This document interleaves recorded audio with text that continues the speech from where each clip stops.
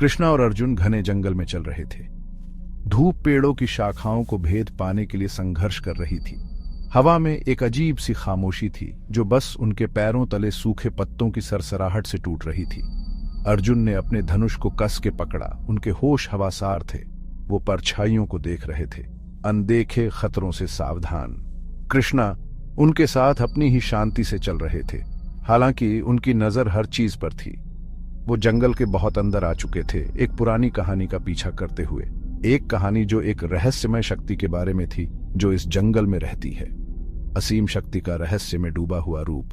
जंगल मान जैसे उनको घेर रहा था, हर कदम उन्हें अपने आगोश में ले रहा था। हवा में उम्मीदों का दबाव बढ़ने लगा। कुछ उनका इंतजार कर रहा था, परछाइयों में छुपा हुआ। वो एक पहाड़ी के नीचे पहुंच गए। एक छोटा सा रास्ता उसके बिल्कुल नीचे था जो बेलों और पौधों से छुपा हुआ था। गुफा के मुख से एक अजीब सी ठंडक आ रही थी जिससे अर्जुन की रीढ़ की हड्डी में सिहरन दौड़ गई। यही जगह है, कृष्णा ने शांत स्वर में कहा। अर्जुन को बेचैनी सी हुई। वो गुफा के अंदर एक शक्तिशाली मौजूदगी को महसूस कर सकते थे जो उनकी हर हरकत पर नजर रखे हुए थी। उन्होंने अपने धनुष को और कस के पकड़ लिया। जो भी सामने आएगा उसका सामना करने के लिए तैयार। कृष्णा ने अपने साथी की चिंता को भांपते हुए उसके कंधे पर अपना हाथ रखा।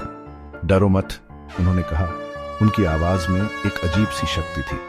सच्चाई और ज्ञान अक्सर अंधेरे में ही मिलते हैं। एक गहरी सांस लेते हुए अर्जुन कृष्णा के पीछे गुफा में चले गए। अंधेरा उन्हें अपनी आगोश में लेने लगा, घना और निरंतर। सन्नाटा और गहरा हो गया। बस उनकी अपनी सांसों की आवाज ही सुनाई दे रही थी।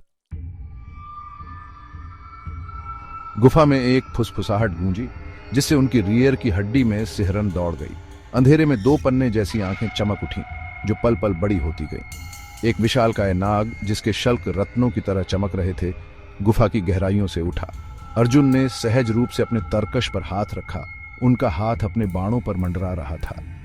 नाग की उपस्थिति बहुत प्रबल थी, प्राचीन शक्ति से भरपूर। शांत रहो अर्जुन, कृष्णा ने आदेश दिया। उनकी आवाज में दृढ़ता थी।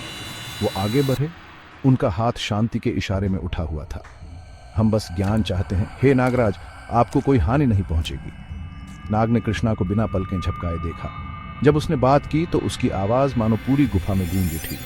तुम ज्ञान चाहते हो तो साबित करो कि तुम इसके लायक हो। जैसे ही नाग पीछे हटा, गुफा कांप उठी। उसका विशालकाय शरीर मानो पूरी गुफा में समा गया हो। अर्जुन को एड्रेनालाइन की तेज धार महसूस हुई। वो जानते थे कि वो असीम शक्ति वाले किसी प्राणी का सामना कर रहे हैं जो कहानियों और किंवदंतियों का हिस्सा था। अचानक नाग का रूप धुंधलाने लगा और बदलने लगा। उनकी आंखों के सामने वो विशालकाय प्राणी एक छोटे से बालक में बदल गया। उसकी आंखें आश्चर्य से बड़ी हो गई। धन्यवाद, बालक बोला। उसकी आवाज राहत से भरी हुई थी। कई पीढ़ियों से मैं इस रूप में फंसा हुआ था। एक क्रोधित ऋषि के श्राप के कारण। उसने कृष्णा की तरफ देखा। उसकी आंखें आभार से भरी हुई थीं। आपने मुझे मुक्त कर दिया, कृष्णा ने धीरे से मुस्कुराते हुए कहा।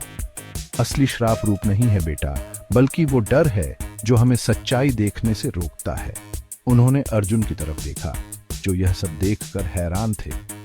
हम अक्सर प्रकाश और स्पष्टता की तलाश करते हैं, लेकिन कभी कभी ये अंधेरे में ही होता है जहां हमें असली समझ मिलती है। अर्जुन अभी भी उस घटना को समझने की कोशिश कर रहे थे। धीरे से सिर हिलाया। उन्होंने महसूस किया कि गुफा में मिला असली खजाना किसी विशालकाय प्राणी पर विजय नहीं, बल्कि अंधेरे में छिपा हुआ ज्ञान था। इस अनुभव ने उन्हें यह याद दिलाया कि सच्चाई और शांति अक्सर अनपेक्षित जगहों पर मिलती है, जो रहस्य और भ्रम की परतों के नीचे छिपी होती है।